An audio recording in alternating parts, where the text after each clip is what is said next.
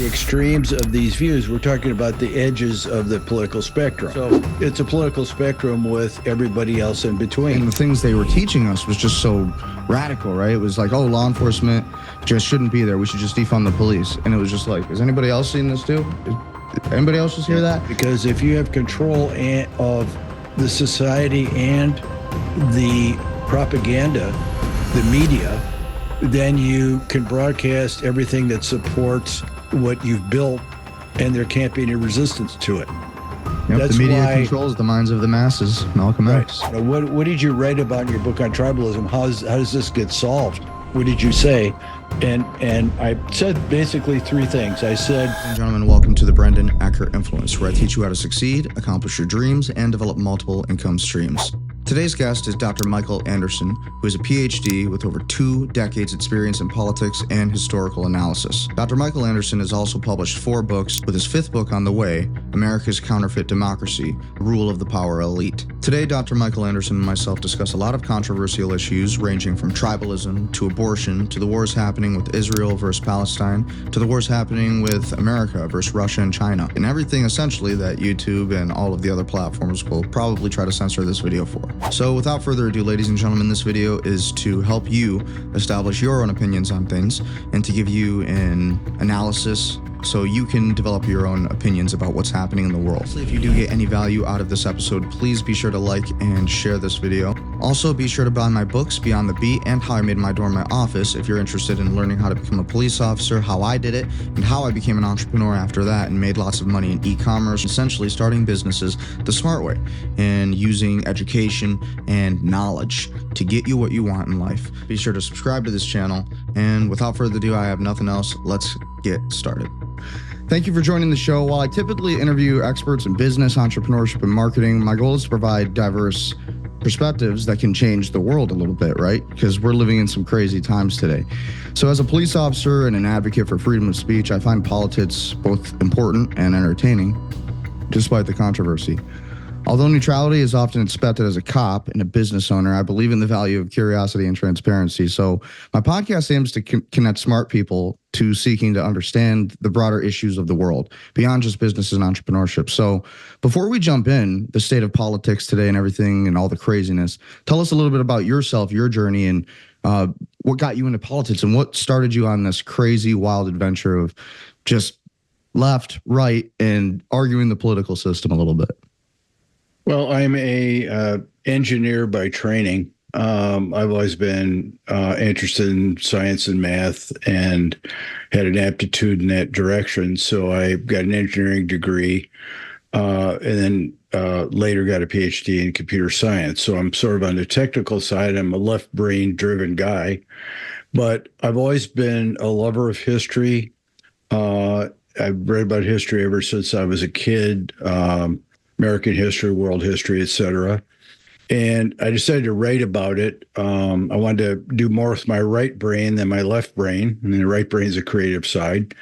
So in 2008, I started a blog about ancient history, actually. I was very curious about ancient history because the conventional wisdom is that any society that's over like 1,000 years old has to be barbaric and lacking in knowledge and unaccomplished, which is obviously not true.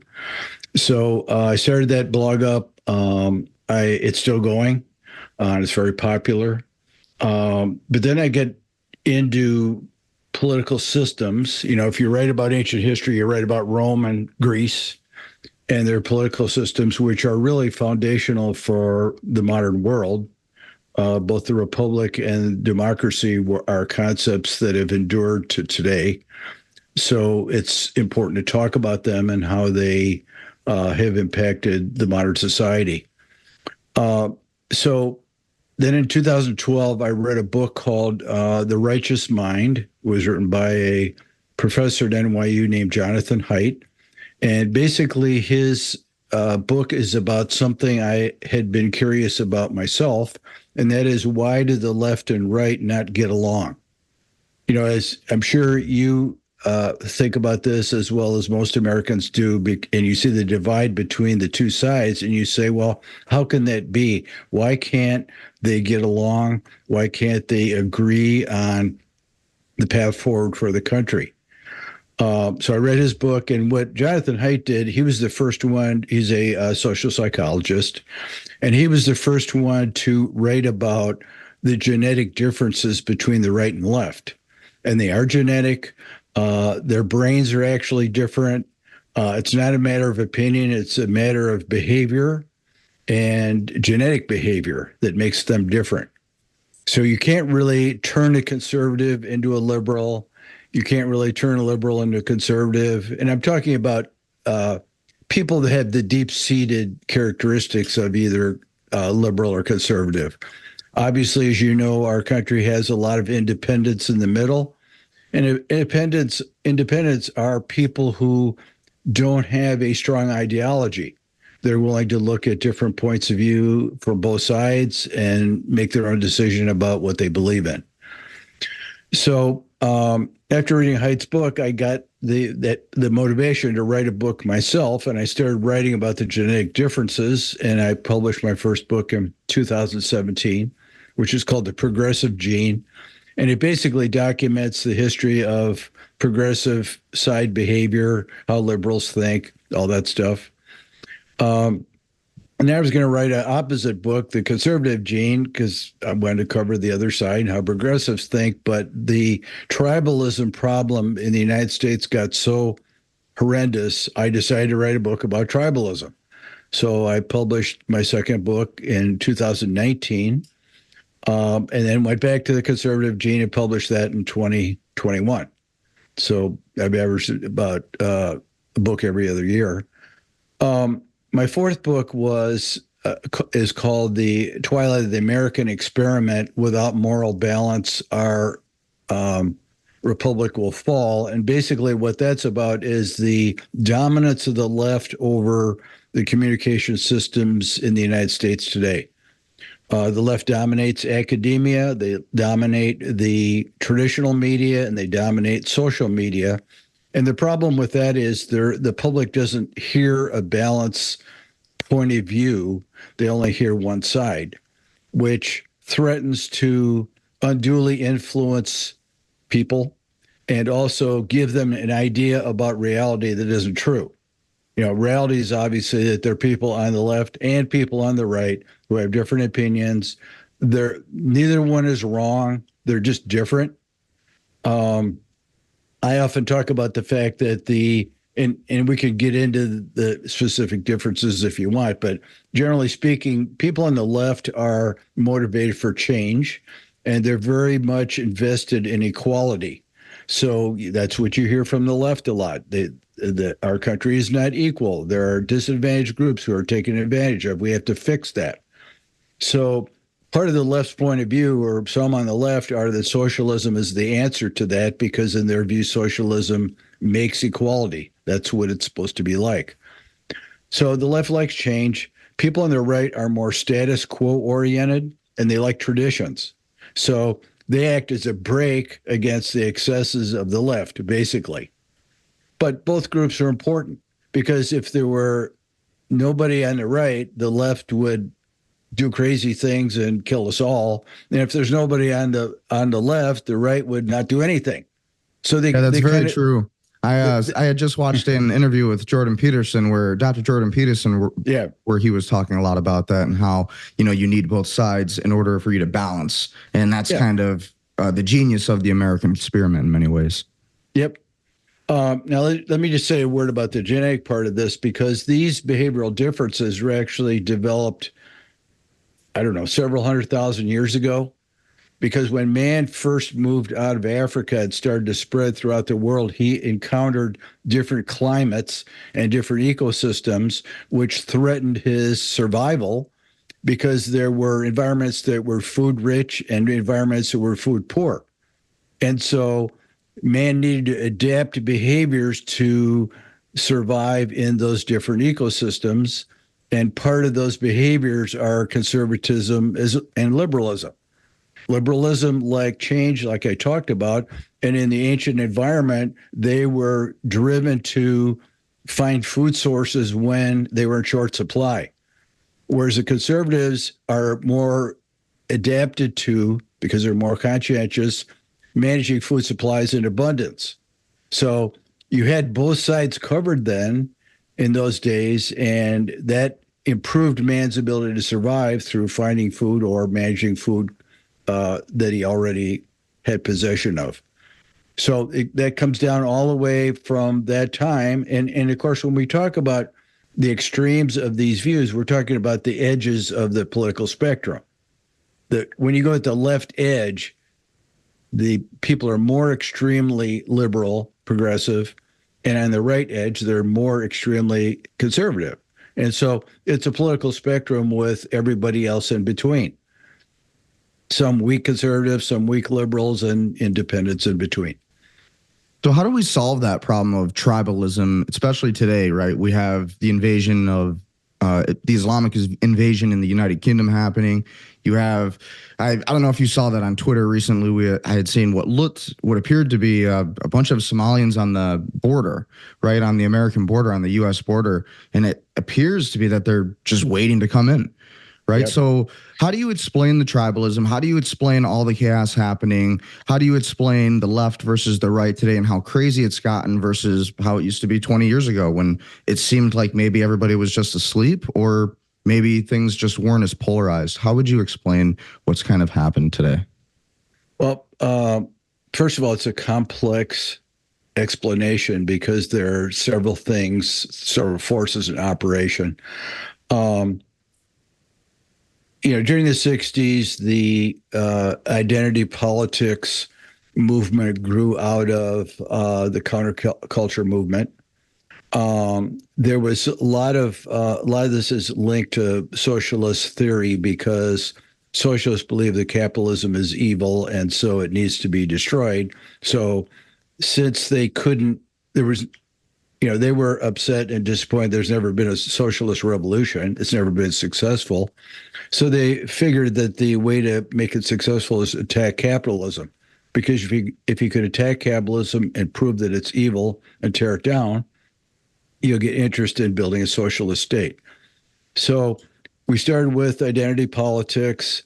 There was a takeover of the universities with progressive, professors. You may have seen data on this. It's like 9-1 now. There's 90% professors in large universities are on the left.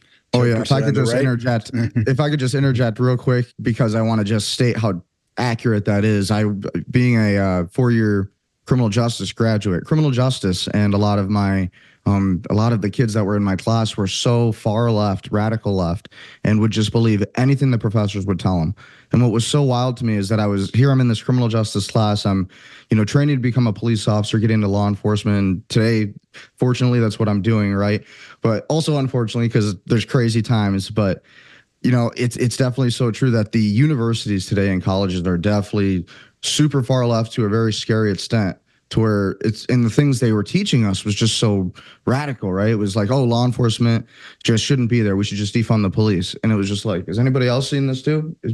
Anybody else just hear that? And everybody else is just agreeing with it. So yeah, I just wanted to interject and just kind of validate your point there for sure. Now, one thing that came along with the takeover of the universities was the invention of new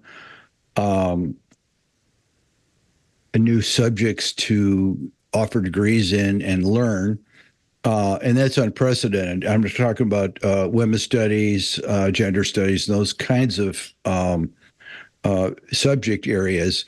What makes them unique is that throughout human history, what has been deemed academically appropriate and responsible has been directly related to the increase in knowledge of the human race. So like back in the days of the Greeks, there were only two subjects, natural philosophy and natural history. That was it. So, and of course, as you can imagine, as new subjects develop, physics develops, chemistry develops, biology develops, those become spin-off subject areas for academic learning. gender studies does not derive from any previous quest for human knowledge. It's basically a subject area created with an agenda. It starts with the idea that anybody that has a gender issue is disadvantaged and exploited by our society, and that's the way it is, and that's what they teach about. So unfortunately, it starts out with a mission that is not an objective mission. So there's not going to be any other side to it. Its activities are dedicated toward extending the mission. So that's, again, a secondary result of the progressive takeover of the universities. The other thing that happened is, without any conservatives in academia, when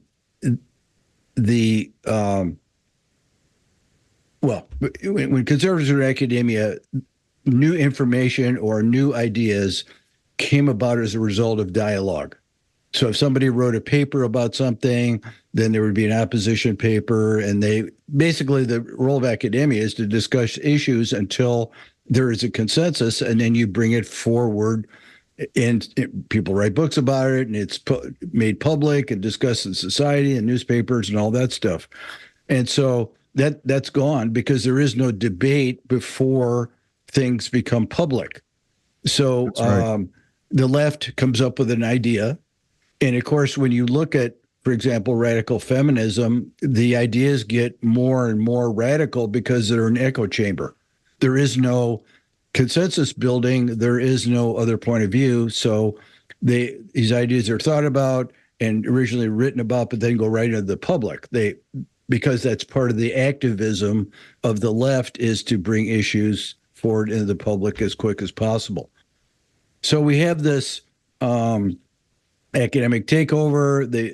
They take over the mainstream media because the journalism schools are way progressive, and so they turn out students who are progressive journalists who write favoring progressive ideals. And the more progressive things that are pushed in our society, the more the right responds to them, because they feel attacked and they feel that their side is not being represented. So tribalism gets built by many, many activities accelerating on the left, and the right responding to those activities negatively. Again, the right is doing its historical duty of trying to be a brake on the left, but it's very hard to be a brake on the left when the left dominates all the media. Social media was started up by Silicon Valley elites who are very progressive. So it didn't need to be turned into a progressive institution. It always has been. And of course, its reach is enormous compared to the traditional media. There's 3 billion people that look at Facebook all around the world. So the reach is stronger and more influential than any other kind of media. Oh yeah, Dr. Robert Epstein, his company essentially focuses on tracking Google and their data, essentially, and how they're able to fluctuate votes in elections. And he was just speaking on how Google just this year is going to be able to swing about over 20 million votes just to the Democrats. So that's wild. And it goes to what you're saying about Silicon Valley and more of the internet space being more radical and leftist. And, I've noticed that over the years, where a lot of my content that's political will be completely shadow banned. It'll get copyright strikes, right? But anything else that's just business, anything else that's just normal content, totally fine. And so you really do see this thing of censorship happening in the United States today. And back to everything you were saying with Democrats and what's going on with Google and the big tech. And so go a little bit more in depth on that and why you think that's kind of happening. What, with big tech? With big tech, yeah. And where do you think we're going with that? How do you think that's going to affect the election coming up?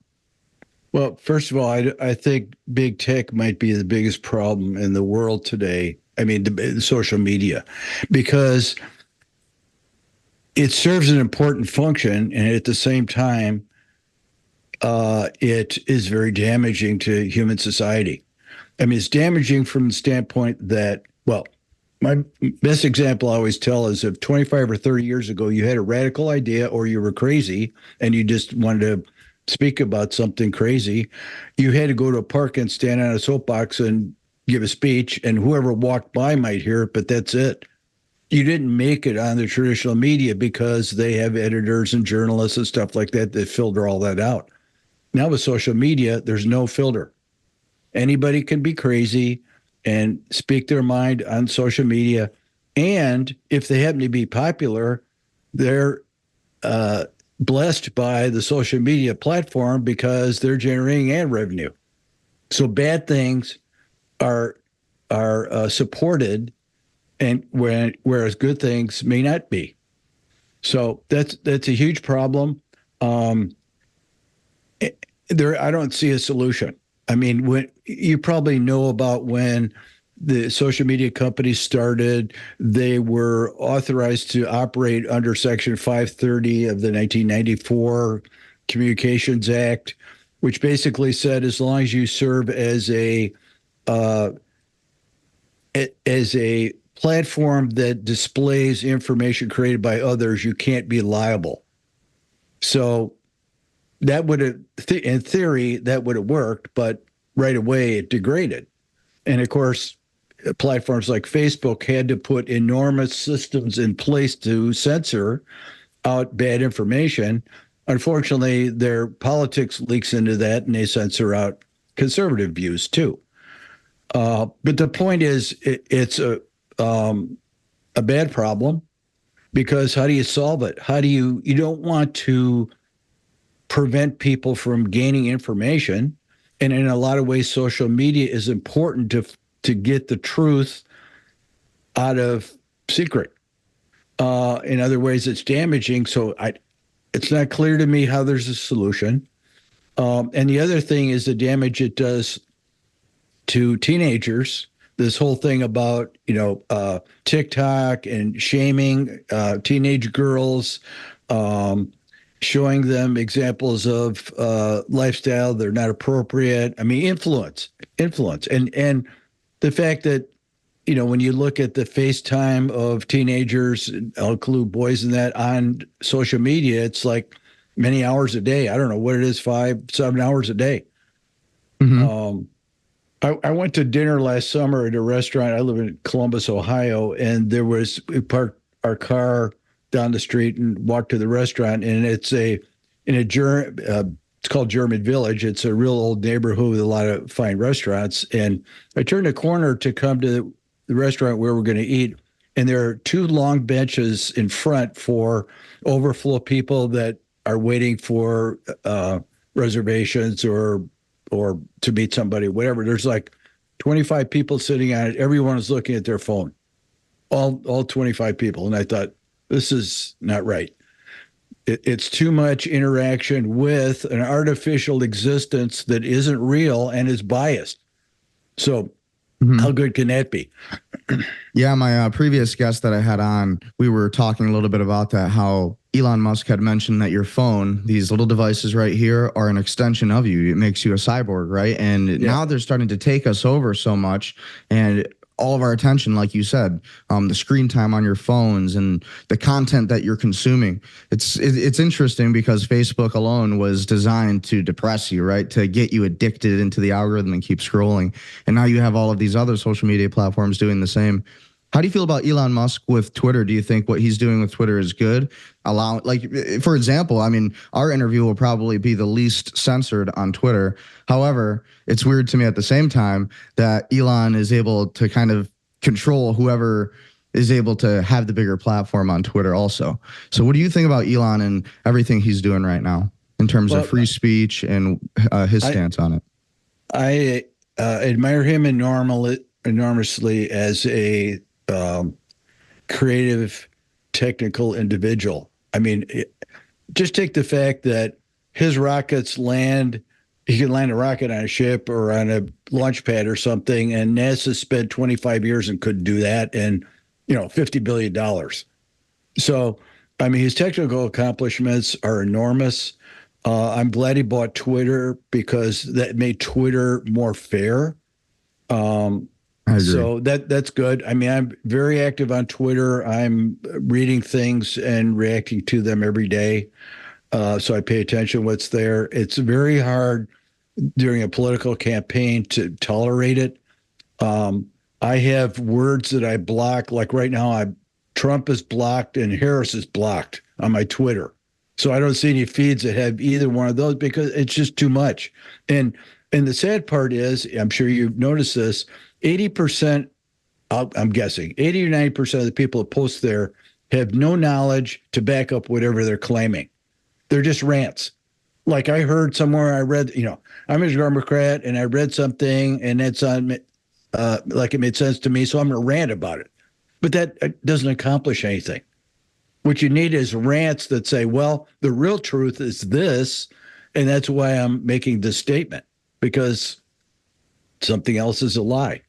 So what I find myself doing is when I have the energy to do it, I'm just correcting other people, that are just ranting. No, there's really more to it than that. And unfortunately, there's a lot of voters who don't engage in the process.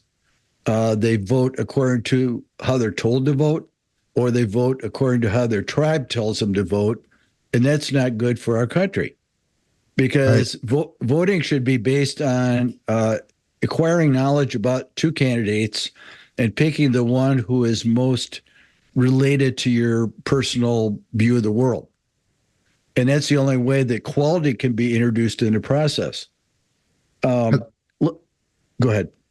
Oh, yeah, I was just going to say, I think that's very true. I think it's 100% when it comes to voting, especially, and where we're going this year. It's going to be interesting to see what happens with what they try to do with the election, if they try to steal it or not. What do you think is going to happen there? You think they're going to try to steal it? You think they'll succeed if they do try? I think they'll try to steal it because they always have. I mean, they stole Kennedy's election in 1960. So that's not anything new. I mean, the last critical electoral college votes he needed were Illinois, which is basically Chicago. And his dad, Joe Kennedy, was friends with the political powers in Chicago, and they got him enough votes to swing Illinois to Kennedy, and he got elected. But I think the 20 election was stolen.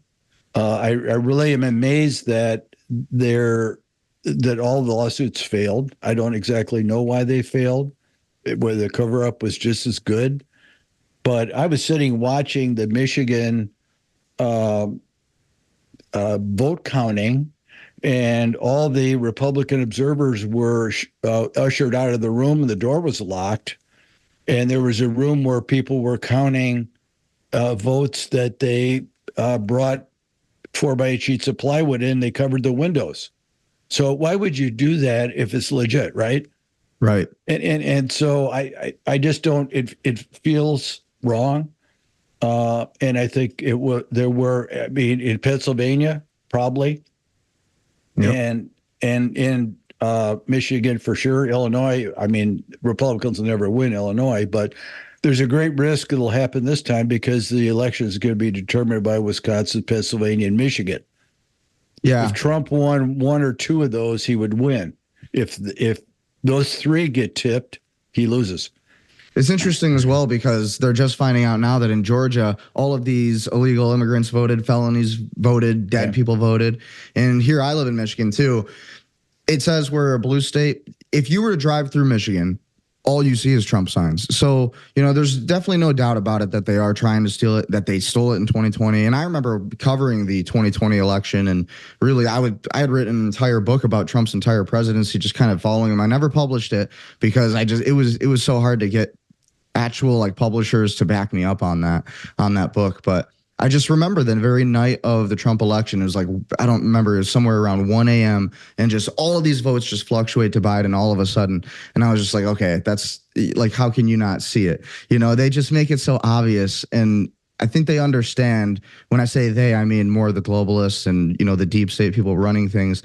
I think they understand that as long as they say something, people will just go with it eventually. Right. Yeah. And so that's kind of my fear for this election, is that even if Donald Trump were to win over in just overwhelming majority, my fear is that the media is just going to say, well, no, that's not what happened. Here's what you guys are going to accept. Democrats won. and we're going to flood the borders. You guys are going to be okay with it, and that's what's happening, okay? And then Republicans will be like, okay, cool, we'll go back to work. And so that's kind of my biggest fear. What do you see happening with that? Well, the only way for the Republicans to win is if they get enough, they beat the steal. Basically, if you get a 3% lead or 2% lead, you're probably going to win. It's when it's a 0.5%, you're going to lose because you can only steal so many votes. But I want to be fair in this discussion too. And I want to take a minute to describe myself as I'm a moderate. I'm a conservative by DNA, but I'm a moderate politically because I believe in some ideas coming from both sides. So I object to ideology because ideology is a trap and an echo chamber. And once you're in it, you can't get out because you have to accept what's in it. So don't get in it. I personally don't like Trump's behavior. Trump is a product of the MAGA people who, got their name from him, being a large minority of the American population that had no representation. They used to be represented by Democrats, but they were thrown aside for the sake of Silicon Valley billionaires, basically. The Democratic Party has moved from maybe 25% of the billionaire class to now it's about 50-50. So the mega people have no one to represent them. And when a situation like that happens in any society, a populist can rise because those people will glue themselves to someone who says they will support them, which he did. So he rode the MAGA people to a surprise election. He was taken for granted by Hillary. She did a poor job, didn't think she had to work very hard to win, and she lost. So, but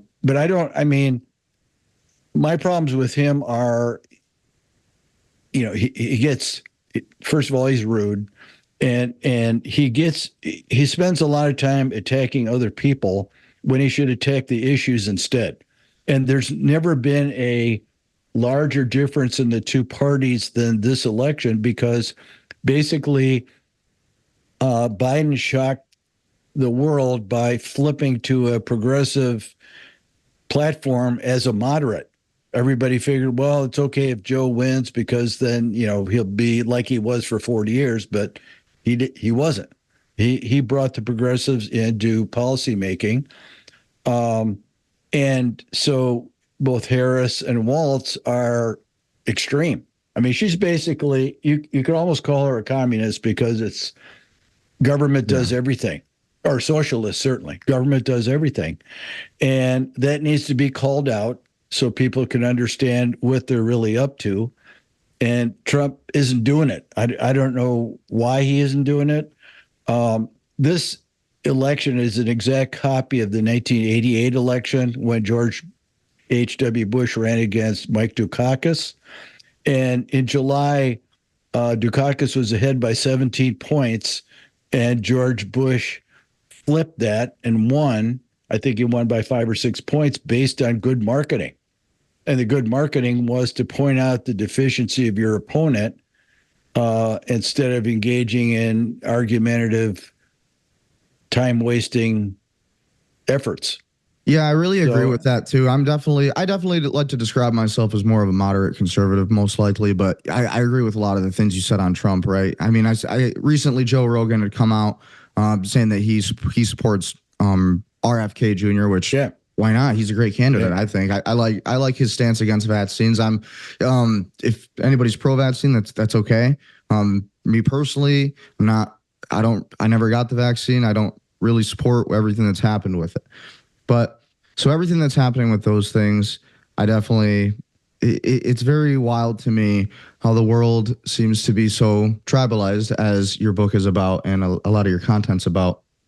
How do we get back to making sure that whoever we're voting for, like Joe Rogan said, his reason for voting for RFK Jr., right? He attacks ideas, not people, kind of like what you're saying. Right. What should Trump do differently? And I think we already know the answer. You got to slow down on the posts on Truth Social and stop being. I definitely agree with it. What do you think he's got to do to fix his campaign along with both sides? he's got to pull the curtain back on the socialist tendencies of the left. I mean, Waltz is very proud of. There's a video which you may have seen where he holds up a law he just signed that allows illegal immigrants in Minnesota to vote. Yep. You know, that's a killer to me. I mean, I'm never going to vote for anybody who does that because that violates all the American traditions. I mean, people who are citizens have the right to vote. People who are not citizens don't. And that's just a play for more votes, basically. Yep. So that's trying to stack the deck for the left. And so, anyway, so he has to attack their politics and show the difference between their politics and, the conservative political views. Now, there's all kinds of people on the left that post on Twitter and they say, how could anybody vote for Donald Trump? Well, and my answer is always, it's not about personalities this election. It's about, do you want conservatives to get more control and rebalance the political system, or are you going to let socialists take over? So it really has nothing to do with either candidate. Neither one matters. It's the ideology that we have to fight in order to balance our system again. And I love that you talk about ideology because I forgot his name too, the Russian KGB agent, but it was a super viral. Yep. You know what I'm talking about. Ideological subversion he spoke about. Talk a little bit more about ideological subversion and what that means. I'll put a little clip in with him in this in post edit, but describe for our audience a little bit what ideological subversion is and exactly what he was talking about in that video. There's actually a whole page in my fourth book with laying that out because, I mean, that's a great example of how propaganda can be used in a society.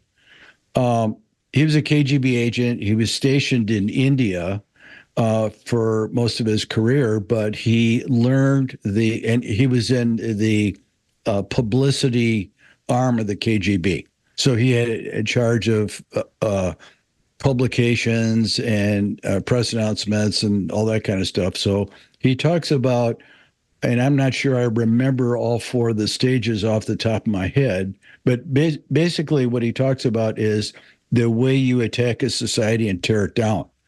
And you start with confusion, basically, and then you redirect people to a new reality based on the imbalance you've created through confusion.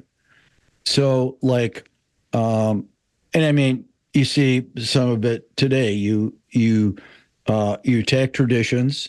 You say the Constitution is invalid because it was put together by slave owners. So they created a bigoted white society that we're living in, and it needs to be changed to something that's more fair. So you have to tear down what exists in order to build up what you want to create. And things like the COVID epidemic was used basically because it disrupted our whole society. I mean, people lost their jobs or they worked at home. They were stuck in their house with their family all day. It was total disruption.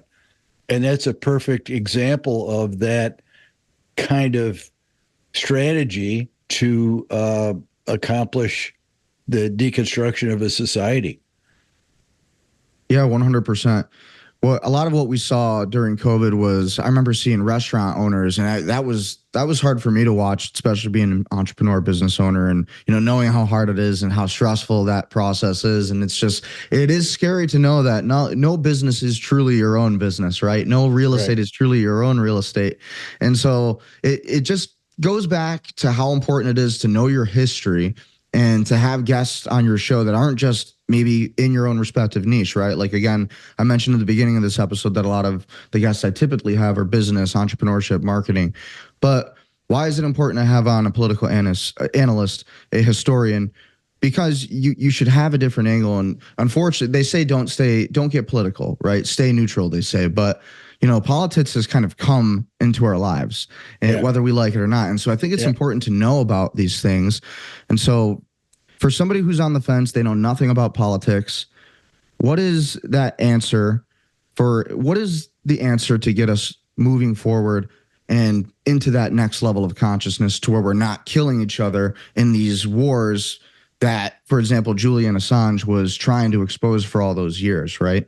Right. What's that advice that you have? Well, I mean, we have to expose the stupidity of the tribalist society to start with, because why are 85% of Americans subjecting themselves to an argument between two extreme ideological portions of our society? I mean, there's basically 7 million progressives in the United States, or 7%. It's like 12, 15 million. And there's maybe 15 million right ideologues. So 30 million people are dictating the behavior and the lifestyle of 300 million other people. It doesn't make any sense.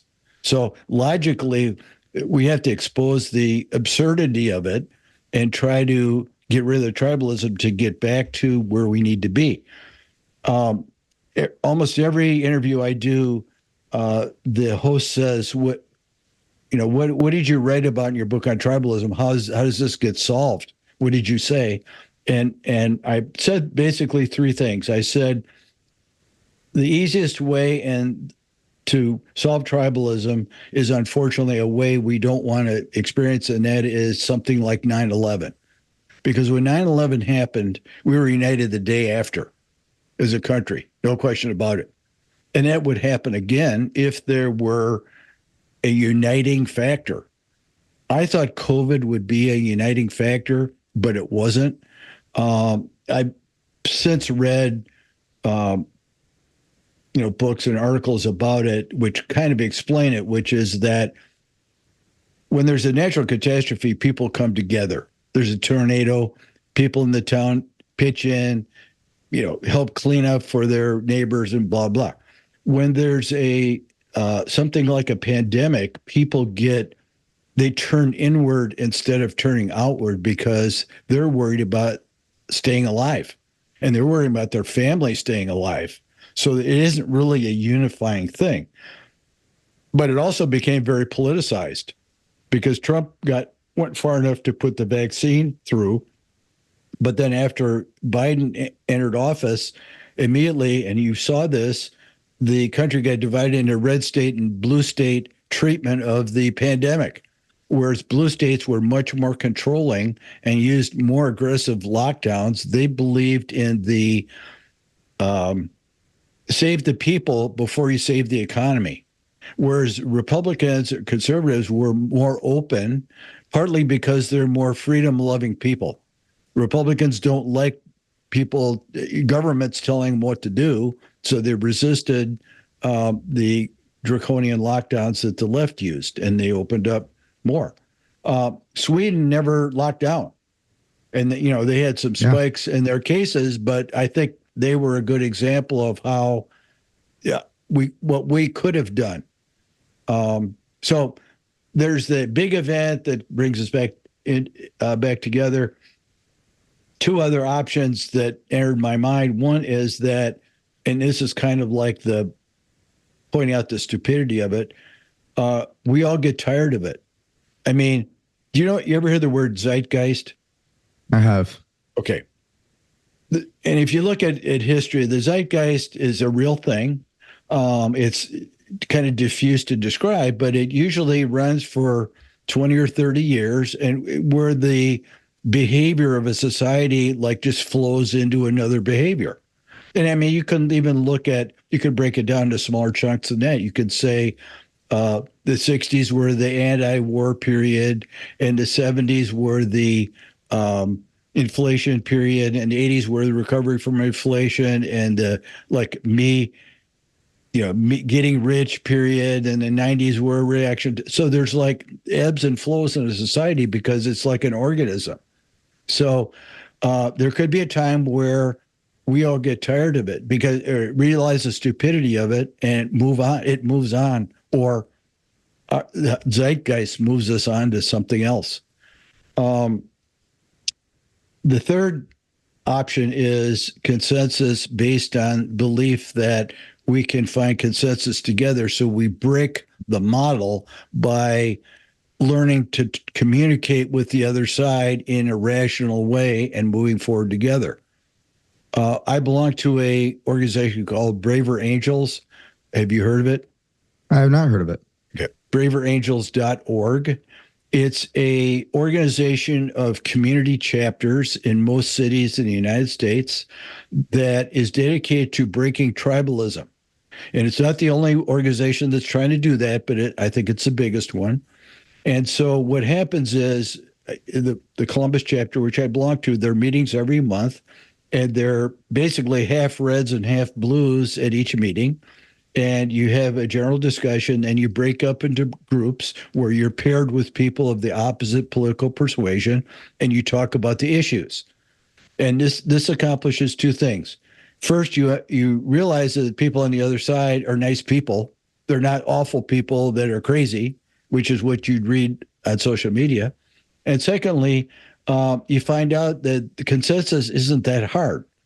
For example, I've been at 8 or 9 of these, and one of them was particularly harsh because the person on the left, I represent the Reds, even though I'm more of a moderate, but I had a very aggressive, I don't want to say arrogant, but opinionated lefty I was talking to, and it was very hard to begin a discussion with him, even because he looked down on people of the opposite point of view. But we ended up getting some very difficult issues to consensus. We talked about abortion, got a consensus on that. We talked about the Israeli-Hamas war, we got consensus on that, which you might not think is possible.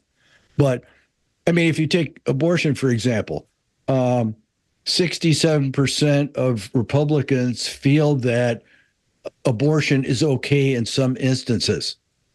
It's only the ideologues, and particularly the evangelicals, that think it should never be allowed. So most people are reasonable, and you could probably develop a national consensus at something like, 12 to 18 weeks.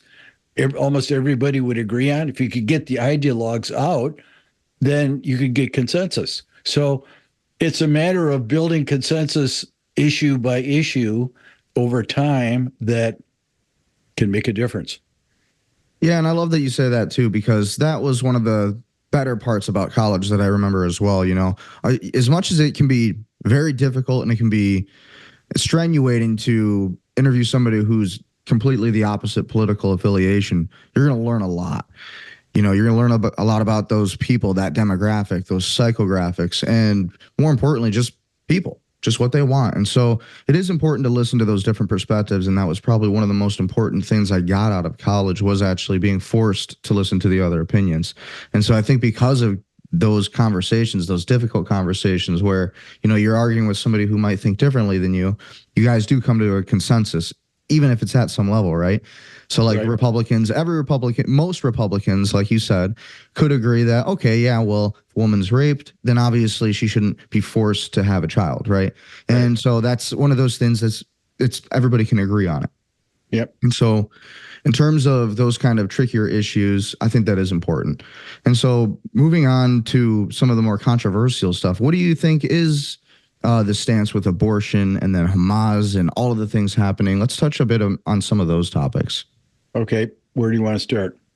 So I guess we'll start with I guess we can start with abortion. Let's start with a hard one, right? So since that's everybody's gonna be wanting that conversation. So what are your kind of stances on it, and what do you think should be different? What do you think should be the same? Where are you feeling? Well, I think I have a moderate stance. I think that, for example, the case of rape, incest, or danger to the mother's health, automatic abortion. I mean, it should be a lie. It makes sense. It makes logical sense to do that. I believe that if abortion occurs early enough in the pregnancy, you're not killing a living organism. So that kind of means something to me, because I don't think a fetus should be killed. But that should allow room for people that favor abortion to, express themselves, it seems to me. But again, like the other things we've been discussing, if you're a feminist, for example, radical feminism is no woman should be denied anything that she could possibly wish for, right? So if a woman decides that she wants to have an abortion at the time of the birth of her child, she should have that right to do it. So it's kind of like the NRA. The NRA doesn't want to allow any chinks in the armor of its protection of weapons. So if they gave in and allowed, for example, registration of guns at gun shows, that's giving in. Just like the feminists can't give in, because if you put one chink in the armor of a woman, you say there's one thing you can't do, then it becomes the patriarchy telling a woman how to behave. And that's not right. That's extreme. Most people aren't extreme. Most people could come to an agreement somewhere in the middle about important issues. Yeah, and I think that's really a good point, because just being a police officer, when you're dealing with people, and you'll often deal with, sometimes a political discussion might just come up while you're on a call. When you're, it's funny how everybody just seems to, when it comes to those situations, everybody seems to just be fine with it. Nobody argues. Everybody comes together. They just move past it. But depending on a certain situation, right? Like, so if it's Twitter, once you're on Twitter, now everybody has all this courage to say these horrible things and these negative comments to everybody and just tear each other apart. And then, like I said before, in the real world, you pass somebody in the grocery store, they're wearing a Biden shirt or a Trump shirt or a Kamala shirt or a RFK Jr. shirt, you kind of just keep passing them by, Yeah. So what is that trigger? What creates the trigger? Is it the environment? Is it, the person?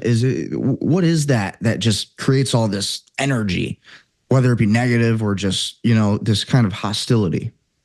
I don't know. I think it's non-engagement. I mean, lack of intelligence is part of it.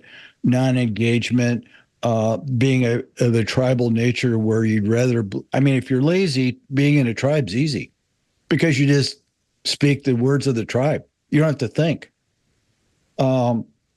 Most people who are interested in the truth will look at both sides, and so they won't react to somebody wearing a Trump shirt or a Biden shirt or whatever. It's people who are emotionally wrapped up in their politics somehow, which is the wrong place to be, in my view. That is the reason they react the way they do. I want to ask you, because you're in law enforcement, I want to bring this up because it's very relevant to our conversation. The defunding the police issue, because to me, I've read a lot about politics and written a lot about it. And one of the fundamental or foundational concepts of any society is the rule of law. You can't have a society without the rule of law. It has to start there, because if you don't have laws, you have anarchy, and it means nobody's protected. So the concept of defunding the police falls under the irrational, extreme argument I stated about radical feminists, because there's and there are more black people incarcerated than white people. There are not more black people shot by policemen than white people. There are more white people shot. But because that doesn't fit the ideology, the focus is on, the minority group and how they're disadvantaged. And if black people are disadvantaged by our legal system, then you get rid of the legal system. But that's the wrong solution. You can't defund the police. You have to have police. I don't know how you feel about what I'm about to say, but I think the problem in police forces is more that there are some bad cops. There aren't a high percentage of bad cops, but there are some. And I think the system needs to do a better job of weeding them out, because it seems like in a lot of cases they perpetrate their misbehavior until it runs over. So, yes, absolutely. And so my way to respond to that, I totally agree with you. And I think law enforcement, for the most part, in my experience with the cops I've met, 90% of them great people, 10% of them shouldn't be there.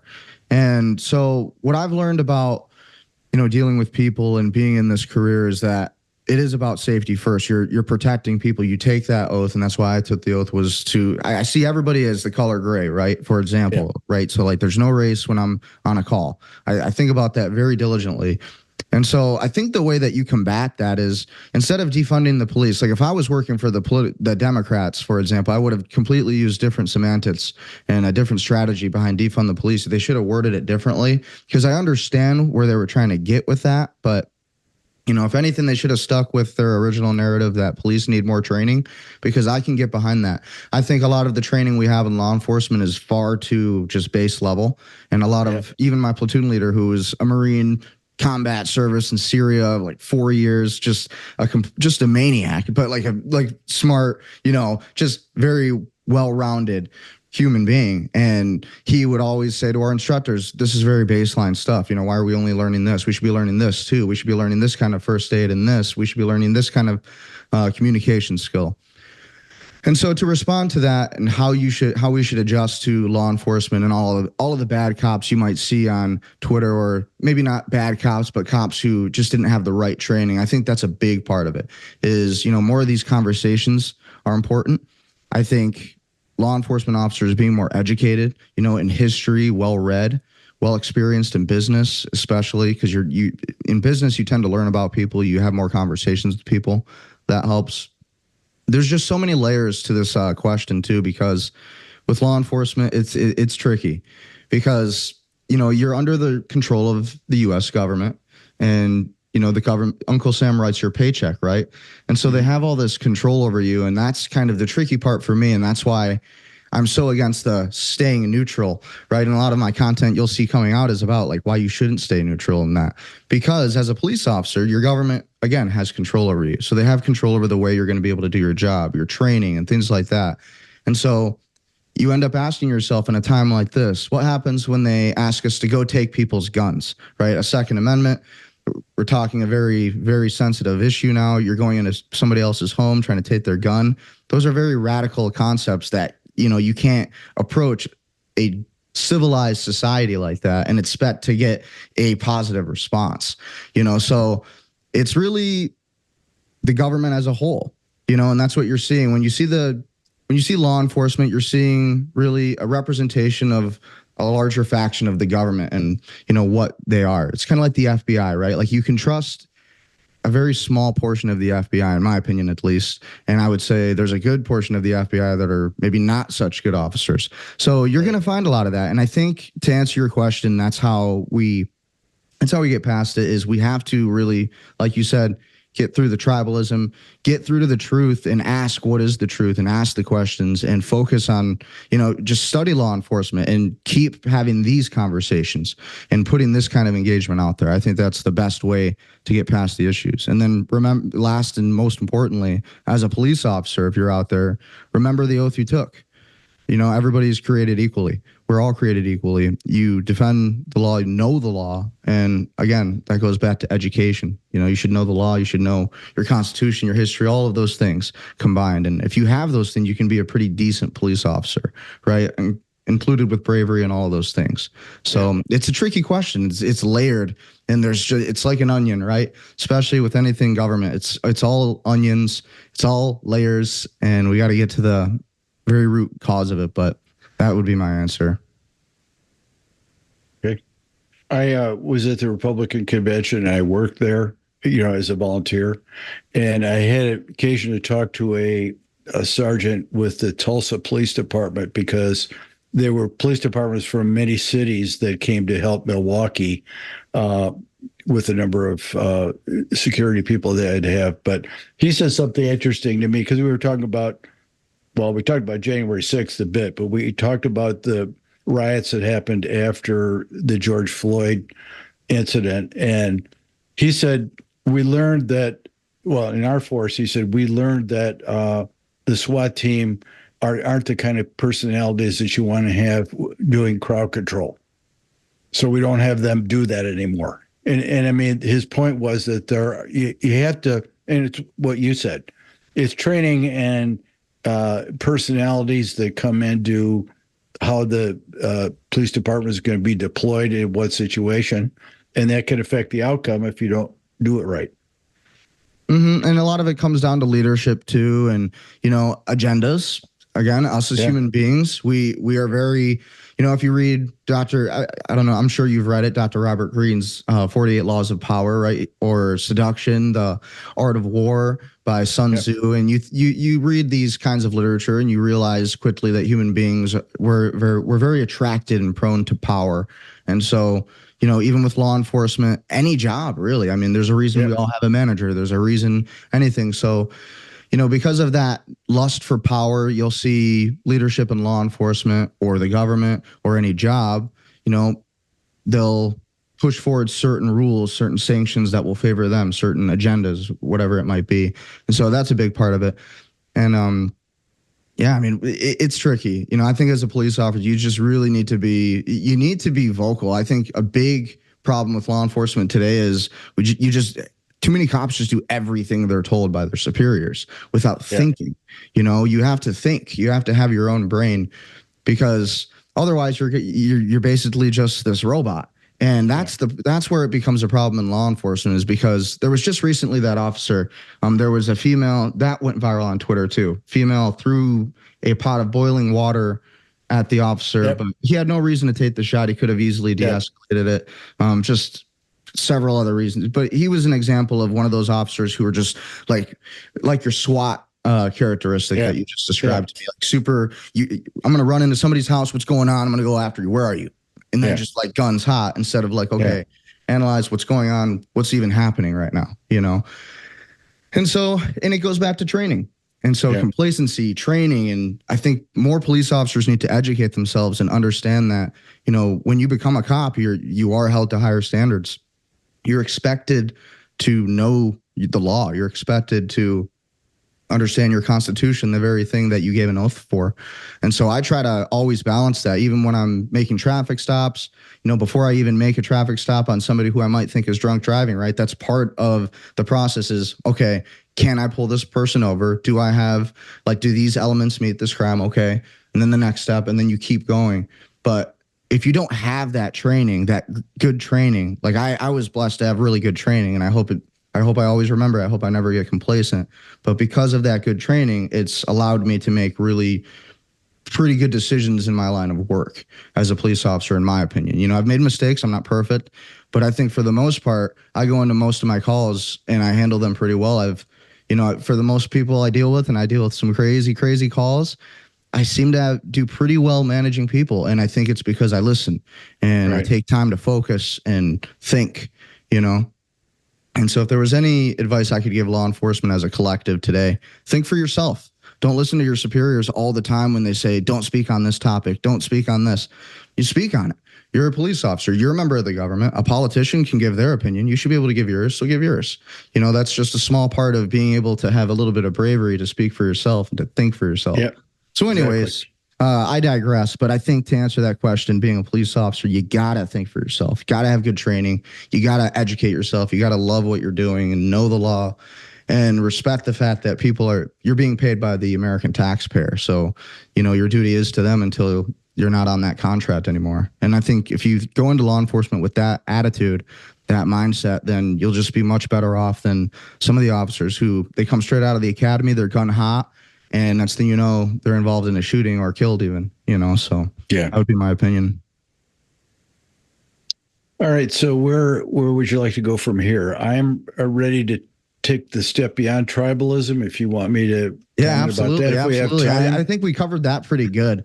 So what do you think is going to happen in the UK? I mean, I got to bring it up because there's so much happening there. And as soon as I open Twitter, we're going to see some more videos on it. So what do you think is happening in the UK? And do you see that coming to the United States soon? I haven't figured it out yet. What I see are the government has become very weak. I mean, they had this series of conservative prime ministers that basically didn't, they were placeholders and didn't do anything. And then the public got upset and threw them all out of office. I can't tell. I mean, there's a socialist, liberal, Liberal Party. I think Starmer's Liberal Party, isn't he? I think so. So he's the prime minister.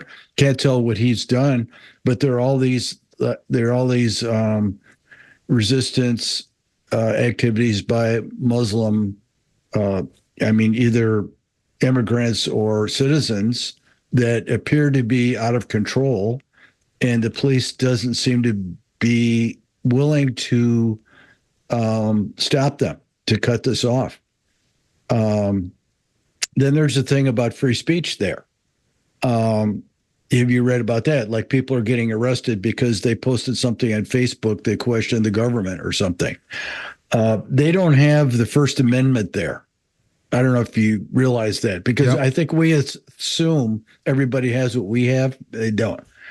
I'm glad you mentioned I don't know that. what's driving that, because if you have rioting in the streets and you're arresting people because they have a Twitter post or a Facebook post, I don't know how that's even sane. I don't know they appear to be rudderless and lost as a country, to be honest. I don't think that could happen here. I mean, I'm concerned seeing that whether minority groups of immigrants could start actions on their own. But I mean, we're so much bigger, and I think there's an outlet for people that would prevent that, but not sure. Have to see. I mean, there's that whole Europe is a mess because of the whole neoliberalism, globalist stuff, where they're trying to enforce rules to stop the climate emergency, which I don't believe in. I mean, telling farmers they can't grow their crops, they have to kill their herds, things like that. These draconian measure, let's go to digital currency so we can not pay people if they misbehave like China does. I mean, it's crazy. That would never fly here because of the culture and history of the American people. Yeah, and I definitely agree, because when you're looking at, when you look at the UK, we have to remember they also, as much as they don't have a First Amendment, they also don't have a Second Amendment. They're also not allowed to be armed. Right. I think I just saw a video yesterday, and there was an individual, he was in one of the officers' faces, and he was just like, I have more armory than you do. You just have a knife. And I'm just like, wow, that doesn't even make sense. And again, has nothing to do with the Second Amendment. I think it just, law enforcement in general should be able to protect their people from more dangerous people. That's pretty clear. And if that doesn't tell you that that's more likely than not a globalist run country, then, that's an issue of ignorance. So let's talk more about globalism. What is globalism, and what kind of people are we seeing gravitate towards those ideas? I think that's an important thing to break into right now. Okay. Well, globalism got its start in the 70s and 80s when large corporations globalized themselves, because they thought, if I sell my product worldwide, I can make more revenue, more profit, and all that. I can grow my company faster by entering new markets. Okay. So it's very simple to think about, okay, large companies go global, they're making more money. But then it got kind of into some kind of political thing, because and I'm sure you're familiar with these organizations, the World Economic Forum was formed in 1971, basically as a way for international corporations to work together. I don't know, to benefit each other, basically. It's grown way beyond that.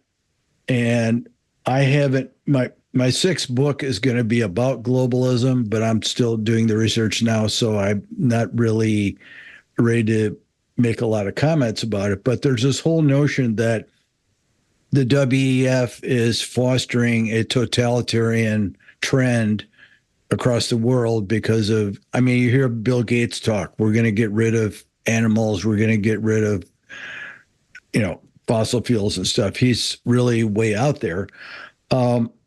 It's hard to know where the truth is. I don't think there's a totalitarian intent yet. It's more a case where if it goes far enough, nefarious characters could enter the game and really cause some problems. Do you know who Klaus Schwab is? He was okay. I got three of his. Klaus Schwab. Yes, I know who Klaus Schwab is. I bought three of his books. I'm reading them now. One's called Stakeholder Capitalism. One is the Fourth Industrial Revolution, and the other is the Great Reset. I don't really see anything in there that is nefarious. I mean, he is supporting the idea that the COVID pandemic caused a great reset and should get societies to understand the importance of stakeholder capitalism, which means the corporations should do more than just line the pockets of their shareholders. And I agree with that. There should, because corporations are the biggest exploiter of capitalism. I'm talking about large corporations, because they're the ones enriching their shareholders, their owners, and their management, and creating a huge divide in our society, inequity divide. You know, the haves versus the have-nots, and it's getting worse. I mean, you see these statistics like the CEO makes 3,500 times what the average employee makes, and that doesn't make any sense. So, and this, let me just include my fifth book in this. My fifth book comes out in September, middle of September, and I'd like to invite you to participate in the launch of that book if you are interested.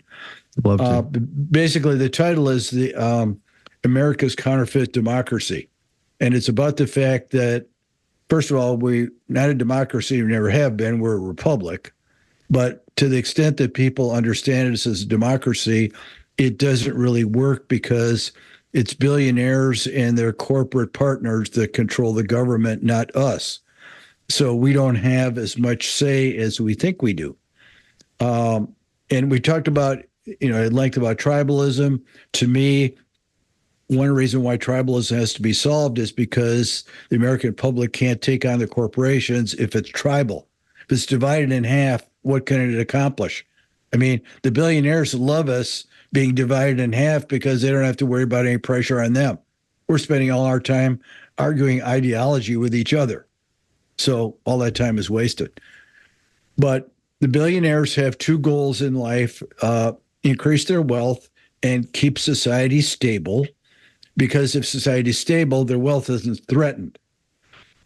So they do what they can. They own the 7 large media companies. They're large corporations owned by wealthy people, or wealthy people are on their boards or whatever, or their CEOs or elites. Part of the term I use, and I didn't invent it in the book, is called power elite, because there are elite people who aren't interested in power. They just want to ride around on your yachts. But there are people who are interested in power. Okay? And you brought up power earlier. So they invest their time in influencing the government through organizations they control or positions they obtain in government. If you look at the Secretary of State, Secretary of the Treasury, those are all elites.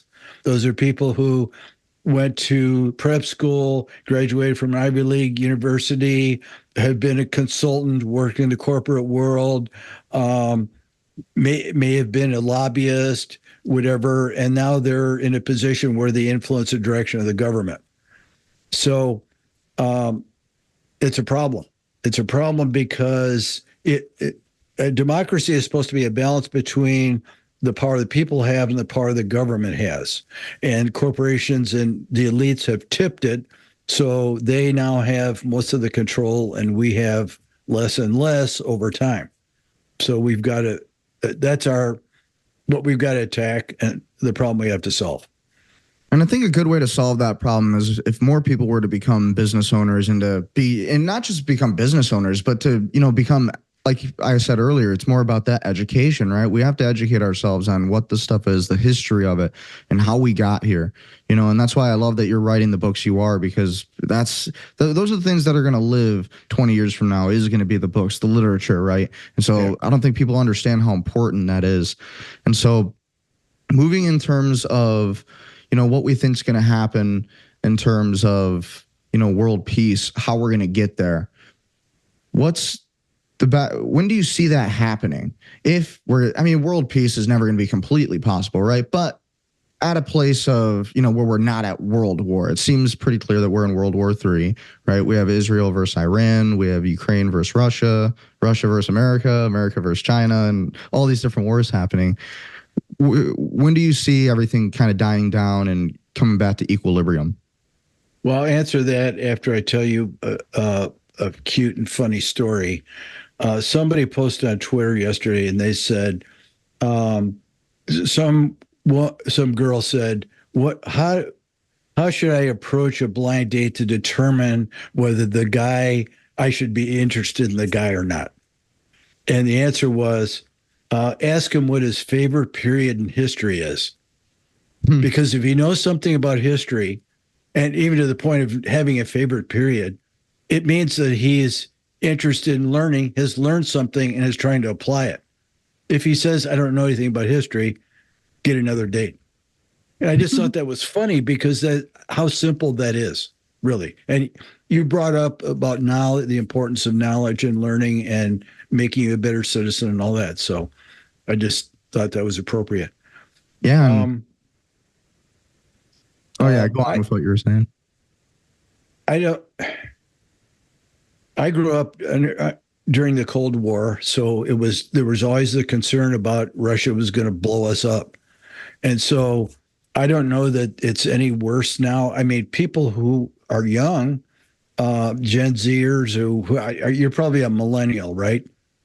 I think I'm supposed to be Generation X or something like that. That's 80 to 96. Were you born in that space? 98. So I'm just okay. You're X. Y. Oh, I'm Generation Y. Gen X is the millennials, and there's Y and Z. Y is 96 to 2012, and then Z is 2012 to date. But then next is Alpha, I guess, because they got to start over. But people in your generation, I'm sure, are unnerved by everything that's happening now because it looks awful, and I don't want to downplay it at all. Israel and the Palestinians have been fighting for 2,000 years, so that's not new. There have always been hot spots around the world, North, South Korea, Ireland, and the UK. I mean, that went on for decades and decades and decades before it got resolved. China and Taiwan, they're trying to take over Taiwan. They're trying to influence over the Southeast Asia. There's always something. And I don't know, it's human nature, right? Human beings other than chimpanzees, human beings are the only species on Earth that killed their own kind. No other species will do that. And it's an idiosyncrasy. I mean, chimps and humans share a common ancestor, like back 5 million years ago, they had a common ancestor. But the trait about killing stayed. Whatever developed in that common ancestor, we both inherited. And I mean, human beings have this thing, they have this jealous thing, envy thing that makes them be violent to other people. It's crazy. And so there's always going to be people like that are violent or aggressive. And I don't know when they get power, they're going to try and exercise it and take over other people. So the tendency will never go away because it's inbred in human beings. I think I read an article yesterday that's apt in relation to your question. Somebody said in Europe, if I can find it, I'll send it to you. It said, basically, we got the problems we have now because there's no leadership from the United States. Because they're used to the United States leading in terms of diplomacy and defense and protecting the world, and it's a void now. There is nothing. So that leaves everybody else in the world confused, and it allows bad actors to start acting. So maybe that's the answer. I like that answer. And what do you think happened with because I wanted to touch on this only because it's been a big topic especially with AI today. I think it was important to talk about it a little bit. What do you think about the Trump assassination attempt, and then also the recently the Kamala airport video where allegedly there was people there that weren't there. What do you think about that? And what do you think about the Trump assassination attempt, and whether or not you think that might have been staged, an inside job, or if you think it was a real deal, or same thing with Kamala Harris? I personally, it seems to me that it really happened. Trump was almost assassinated. It seemed to me like it was an inside job from what I saw. But what do you think? Well, this is interesting because, you get into this whole reality versus non-reality, fakery, and then you have political bias too. The Harris campaign came out and said those AI claims by Trump are false. The people were really there. It wasn't Trump that thought it up. It's his followers. Some of his followers did. I looked at the picture of the tarmac and questioned it because all those people are holding up their cameras. Did you notice that? Mm-hmm. And there's no airplane in their cameras. Yeah. They're like show other scenes or blank or something. So, it's like. And in the plane, there's no reflection of an audience too. There was right. No reflection of an audience, right. Which is strange.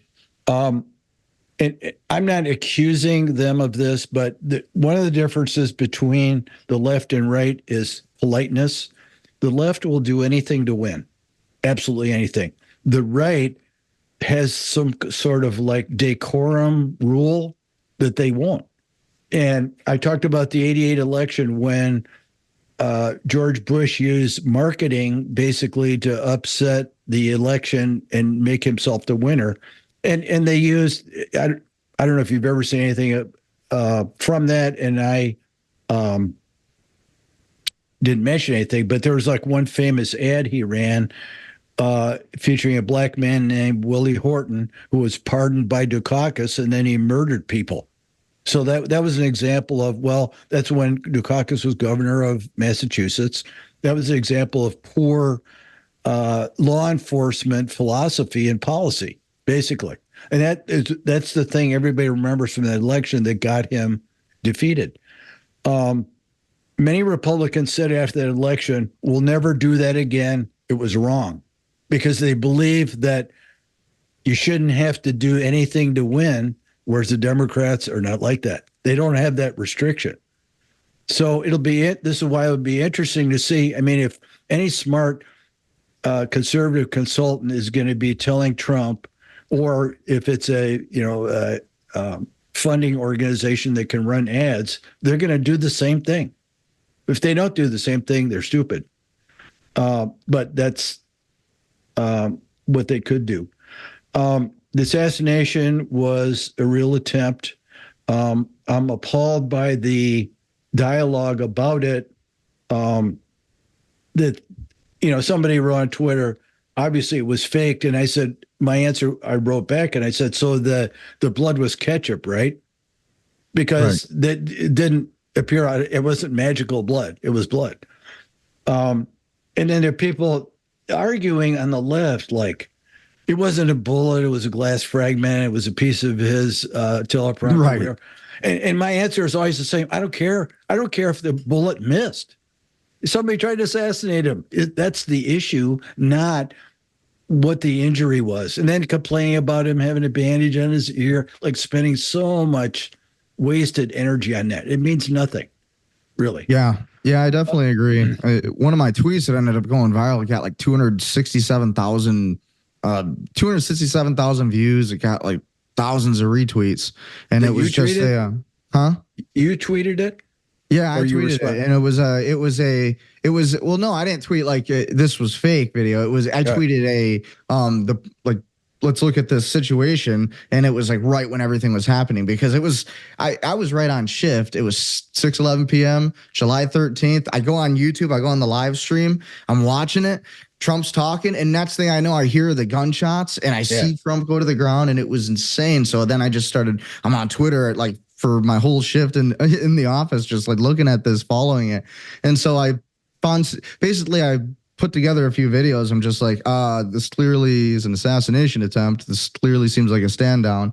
Weird to me how law enforcement is just like, they're trying to find the guy, but they can't find him. And there's like nobody that was in the building, but now there was a Secret Service sniper who was in the same building as the shooter, who apparently was already given a rifle by Larry Fink from BlackRock, and all these crazy things. And so I had posted essentially just a little tweet with, the videos that were going viral, and it just got a crazy response. So that's why I guess I just wanted to ask you about it and what you thought. I definitely agree. I think it was an inside job. I think it was definitely an assassination attempt. Oh, by the deep state as opposed to, okay.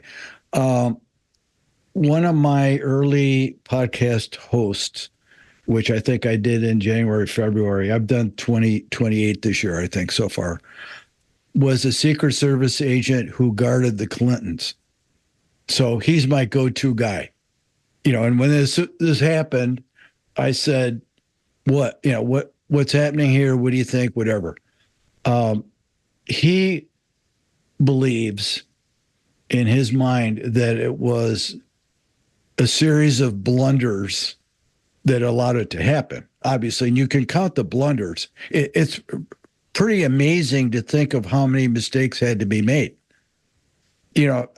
I'm a pilot and I don't fly anymore, but I used to. And they always talk about for airplane to crash, you have to have a sequence of events that line themselves up, like you're flying into icing or, whatever it might be. The list is very long here. I mean, the guy was spotted. Nobody did anything about it. There was the tree hit him from the snipers. They didn't have anybody on the top of that building. They were on the inside. It's just amazing to me that it unfolded the way it did. Now, I have a hard time believing a 20-year-old kid like that did it alone. That's the part. Me too. I'm not saying that he was hired by the FBI or anything. Sure. I'm just saying that it's like, because I read, and of course they're not making it any easier because they're hiding the investigation, FBI and the Secret Service. There should be, like, if yourself, if there's a shooting in a particular locale, the next noon, if it's 8 a.m. at noon, they're going to have a press conference at 3 because they want to communicate to the public what is known. This is looks very shady that, much has been hidden from the light of day, and it's unfortunate. But I read somewhere that he had some encrypted European contact information or bank accounts, which interesting carries me beyond the fact that he was alone, and think that there's somebody that trained him or hired him or whatever. That's as far as I've taken it. I don't blame the deep state for it. I mean, I wouldn't, knowing how the Democratic Party feels about him, I could imagine some fanatics on the left wanting to kill him. It's very possible that people hate him with a passion. So it wouldn't surprise me if somebody wanted to kill him and paid that kid or whatever it might be. I've read a lot of history, as you know. I've read a lot of American history. Americans are known for being conspiracy theorists.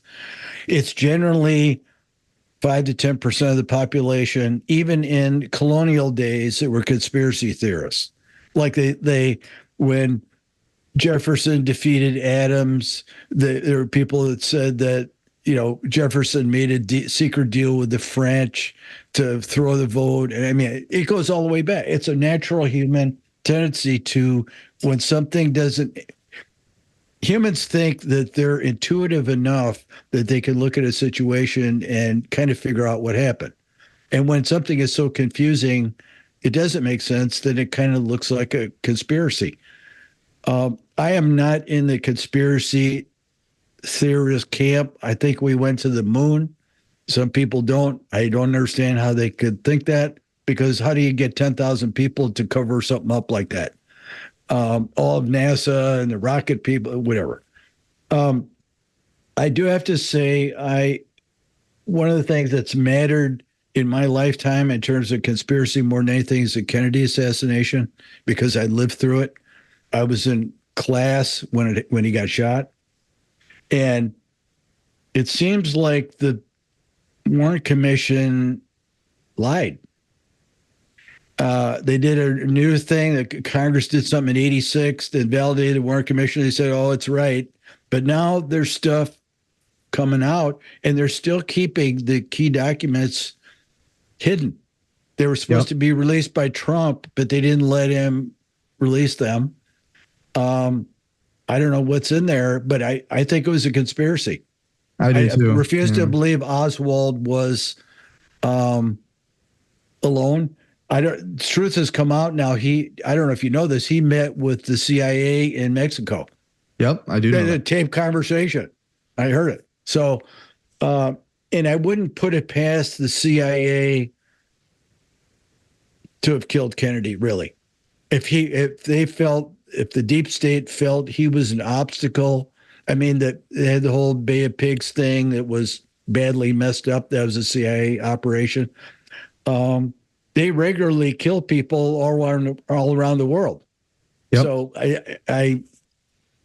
so the Kennedy thing is now making me really wonder about how much does the government lie, and this Trump thing is perpetuating that through hiding the information. I mean, it's like we're going to see in 6 months some redacted report come out that's going to have a great explanation, which is what they've thought of between now and then. Absolutely. And everybody gets covered. Nobody gets fired, whatever. So it's unfortunate. Yeah, I definitely agree. I think that was a great answer too. I think that's about as good as it can get, because we don't really know exactly. We'll never really know, right? Like there's so much of the truth we'll just never truly know. And I guess that's the whole fight here, right? That's the whole battle, is what is the truth? How do you find the truth? How do we define what truth is? And I guess that's this question you and I are still always trying to find with all these podcast interviews. But well, I'm glad you brought that up, because I want to comment about it. You led me to that before, and I never said anything. When I was a kid, and the generation behind me probably, we grew up thinking we understood the truth from the media, because for a couple of reasons. First of all, there wasn't much media. There was no 24-hour media, so you didn't have to make up stuff, and there was no social media. So if you watch Walter Cronkite do the CBS News, you trusted what he said. And that was he was an honest person.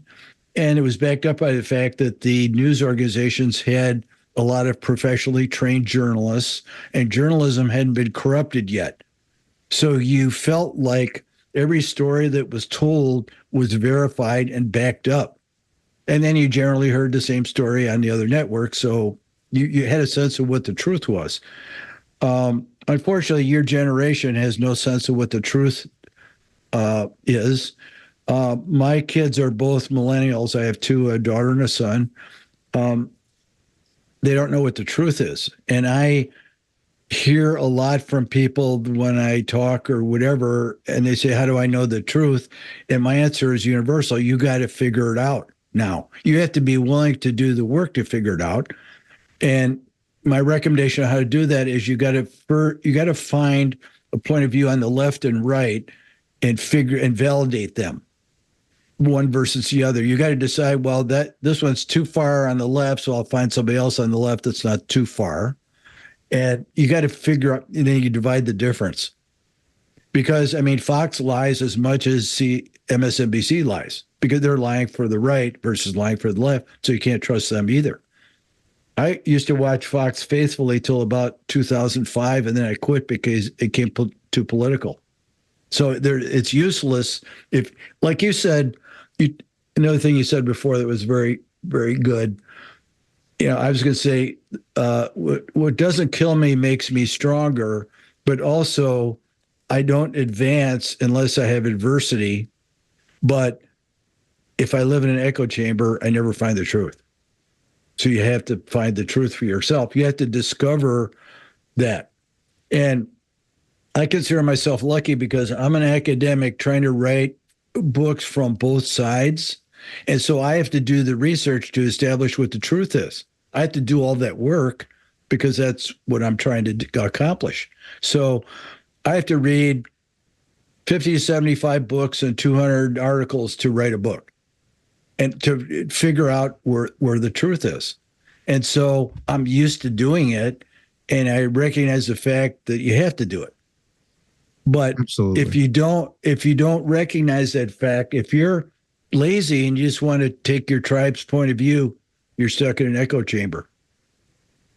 Yes. And that's great advice. You got to be independent. You have to think for yourself. And that's how you're really going to be free, right? Like our founding fathers, when they say free, that's what they meant, right? Being able to have your own opinions, your own thoughts, and not being, even under persecution, you're still strong in your convictions. And because you've done the research, because you're well read on the left and the right, in the middle, on everything, you should be ecclesiastical. You should really focus on this world and study where we're going, where we've been, because the truth is the truth. What was the saying? The truth makes it halfway around the world before it puts its pants on. Something like that. I've never heard of that one. That's good. Yeah. And so I think it was Mark Twain. Twitter or YouTube, it probably won't be YouTube. YouTube probably, we'll see if YouTube lets this episode get out, but I think we talked about too much truth here. But anyways, yeah. What were we going to say? I was going to say something about truth, but you got me distracted now and I forgot. Just continue on. Oh, I was just going to say, you just got to be able to think for yourself, like you were saying, and not be trapped. I know I was going to tell you, I subscribe to a socialist magazine, Jacobin. And so I want to read socialist point of view because I want to know why they think their model, their ideology is better than some other model. If I don't read that, I don't know that. And the same with talking to people on the other side, reading is part of the answer, but it's not the whole answer. Because really, when you're reading to get a balanced point of view, the human element is missing. So I appreciate what we do at Braver Angels because you get the nuances of the individual and you understand why they think what they think. Now, I make a joke about Braver Angels because the people that should be in it aren't in it. And the people that are in it shouldn't be in it because the people who are in it are interested in consensus. That's why they joined. So it's already, if you're in the organization, you're already associating with people who want to hear the other side for their own benefit and reach a consensus. We need the people who are totally opinionated, who are stuck in the echo chamber, but could transition out if they heard the truth. Absolutely. So that's the challenge. Yep. I try to stay in the middle. And like you said, I try to read everything I can and take action on those things. And, that's the best way you're going to learn for yourself. And so in terms of where you think things are going with the USD, the U.S. currency, for example, Jim Rickards used to work for the CIA and the Federal Reserve. He said that gold could end up going to like $10,000, $15,000. We're not making any predictions or speculations, but that's just something he had said. And then Jim Rickards, he had also mentioned how subgroups of the government, like the media, Wall Street, the billionaire class, all of these different factions are the deep state essentially controlling everything. So what do you say to that? And is he accurate? Well, I told you the title of my 5th book. So I believe that the billionaires control everything. And the billionaires, I don't know. When you talk about digital currency, for example, it makes me very worried because I think of China, because I think if there's a digital currency, then no one has control over their wealth and it's visible to a nefarious party.